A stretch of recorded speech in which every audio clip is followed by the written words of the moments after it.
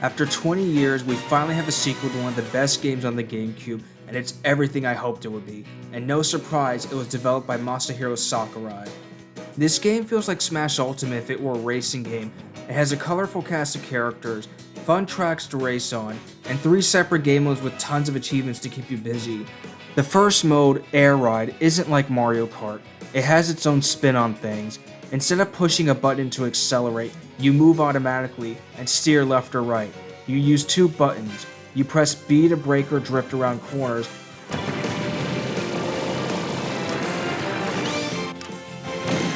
and you press Y to activate your special move.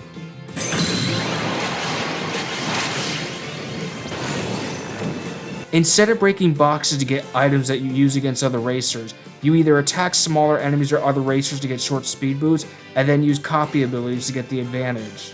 All of the copy abilities from the previous game are here, as well as some new ones, such as Fighter and Cutter, and in this game, copy abilities aren't limited to just Kirby. Now every character can use copy abilities, and they even come with their own hats. As you attack smaller enemies and rivals, you build up your special gauge, and once it's full, you can unleash your special move. It's pretty much like the Final Smash meter in Final Smashes in Smash Ultimate. And in this game, instead of using a blue shell to catch up when you're falling behind, you use a new technique called star sliding, which lets you collect the stars your rival leaves behind to speed up. Unlike the previous game, you can now choose both the rider and the machine you want, even for characters like King Dedede and Meta Knight, who used to be restricted to just a bike or wings in the first game. And there's a lot of new riders and machines to try out besides just Kirby, King Dedede, and Meta Knight. There's Bandana Waddle Dee, Knuckle Joe, and my favorite one, DeRoach. And they all come with their own special traits, like how charging up a power slide with Knuckle Joe lets you throw a smash punch, or how Chef Kawasaki can pull in enemies with his ladle. They all come with alternate skins that can be unlocked, like the Dark Meta Knight and Galactonite skins for Meta Knight, and each character's special move is unique.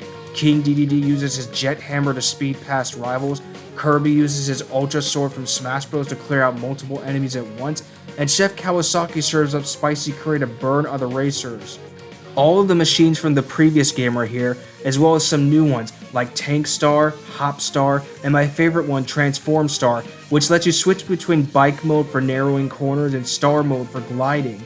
Each machine has their own strengths and weaknesses, like how Shadow Star has great offense and can knock out other riders with a quick spin, but it also has low HP and defense, or how Paper Star is the best at gliding, but it's also very fragile.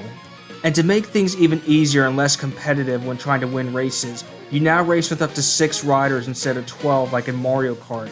And if you want to make things really easy when you're going up against computers, you could be unfair by setting their level to 1, giving them a machine that's not ideal for the track, and even adding a handicap to them to make things even easier.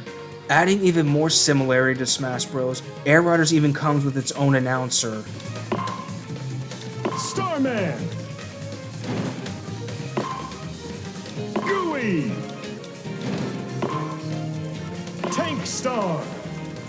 There's now 9 new courses to race on, my favorite being Mount Amber Falls, which is a race down a tall mountain in the fall with beautiful scenery, orange and brown leaves, streaming waterfalls, and a gorgeous sunset. Each of these courses come with an alternate soundtrack that can be unlocked by completing certain challenges, like the remix of the Dark Minds theme from Kirby and the Amazing Mirror on the Mount Amber Falls course.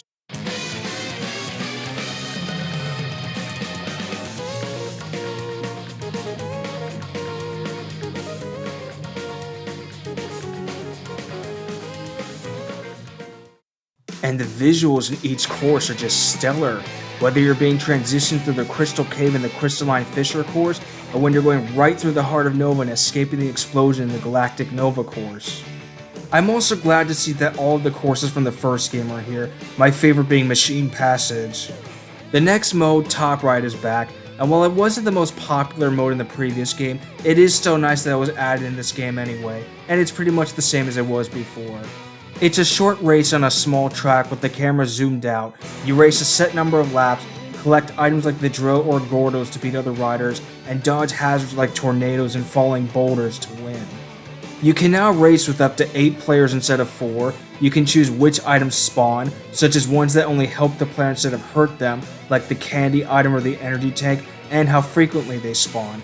The camera can also be adjusted to be fully zoomed out or to follow you closely. Like Air Ride mode, each course comes with an alternative track that can be unlocked by completing certain challenges, like the remix of the Dark Matter battle theme from Kirby's Dream Land 3 on the Steam track.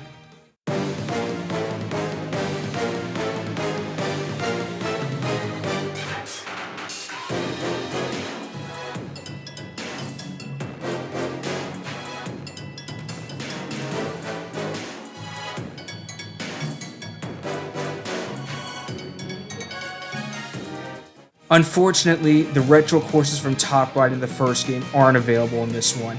The only unlockable course besides the other 8 is the Nova track. While it is a fun little game mode to play for a little bit, even if you race around each track for 8 laps, it'll get boring pretty quick like in the first game.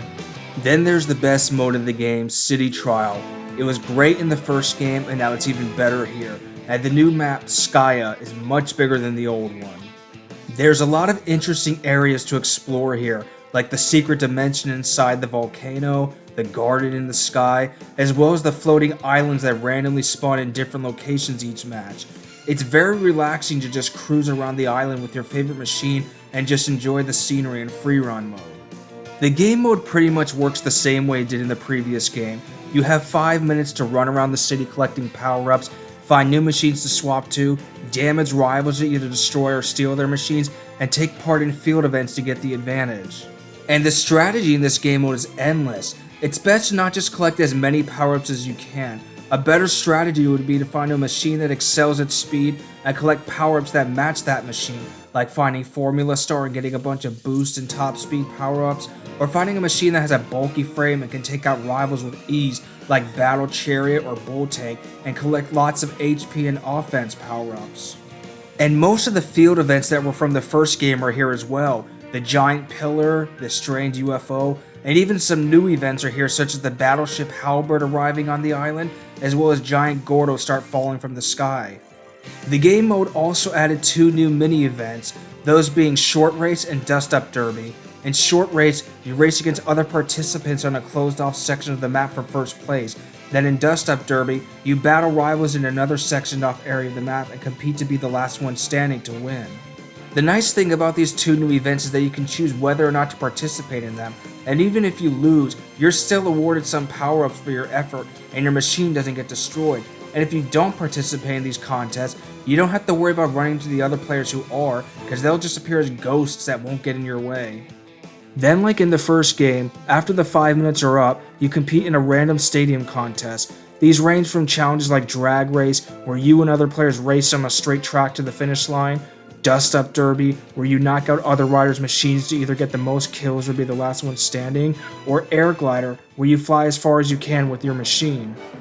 There's also some new stadium events to try out, like Gourmet Race, where you try to eat more food than everyone else, Button Rush, where you run over as many buttons as you can while making sure no one else presses your buttons, and Skydive, where you dive through numbered rings trying to get the highest score.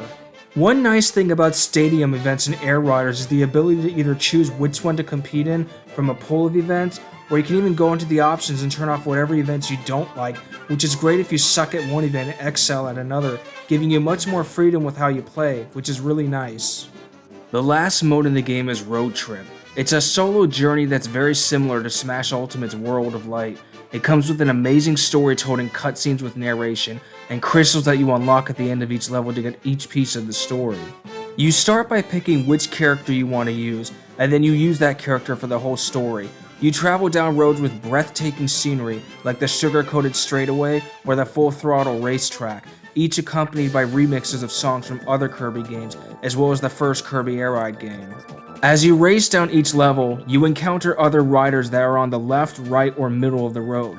Touching one of them triggers a challenge, and the nice thing about this is that you see what the challenge is before you get close to them, so you have the freedom to choose what challenge you think you would do best at. These challenges are simple but unique. They range from beating a computer in a race or a dust-up derby, taking out a band of tacks, or even just breaking boxes. After completing each challenge, you're rewarded with some miles and power-ups. If you fail, you have the option to retry that challenge or restart from a checkpoint. In the middle of each level, you run into shop carts that let you buy power-ups or new machines that you haven't acquired yet with the miles that you've earned. You also have rest stops in each level that give you one free power-up to go and the option to change which machine you're riding. As you ride through each level, you also acquire new machines, and at the end of each level, you face off against a boss. These vary from a big dark bandana Waddle Dee or more iconic bosses like Marks and Zero 2. In the middle of each level, you also come across a special item that affects the path you take at the end of that level. There are 3 branching paths at the end of each level, and the one you take depends on the item you picked up. And at rare occasions, you may also run into that mysterious rider. One other great thing about this game is the amount of customization in it. The rules you set for each game mode have a lot of flexibility, like how in Air Ride mode you can turn enemies on or off, or change the game tempo to slow or normal. In Top Ride, you can set the frequency of items to either a lot or no items at all, a lot like the item switch feature in Smash Bros. And in City Trial, you can even turn the option to have the scenery and sky change on or off, as well as turning field events on or off. By far the best customization option in the game is the My Machine mode. Here, you can decorate your favorite machine with different patterns, colors, and decals and make whatever design you want.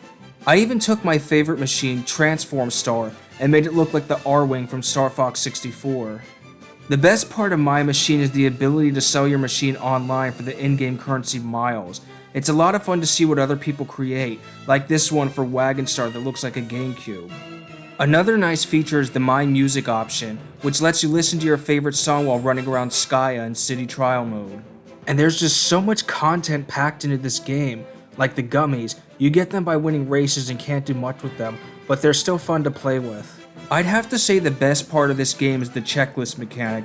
Just like how it was fun in Smash Bros. To unlock new characters and stages, it's a lot of fun to unlock new riders and machines in Kirby Air Riders.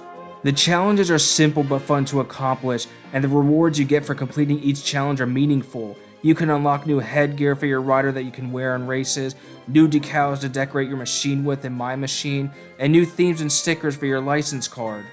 And each game mode's checklist has a mural hidden underneath that you can complete by finishing all the challenges for that game mode. Overall, I'm really satisfied with how this game turned out. Sakurai really put a lot of love and effort into this game. It's a ton of fun, has an endless sandbox and customization, and was definitely worth waiting 2 decades to be able to get it. Just like how the first Kirby Air Ride game was one of the best games on the GameCube, Kirby Air Riders is one of the best games on the Switch too.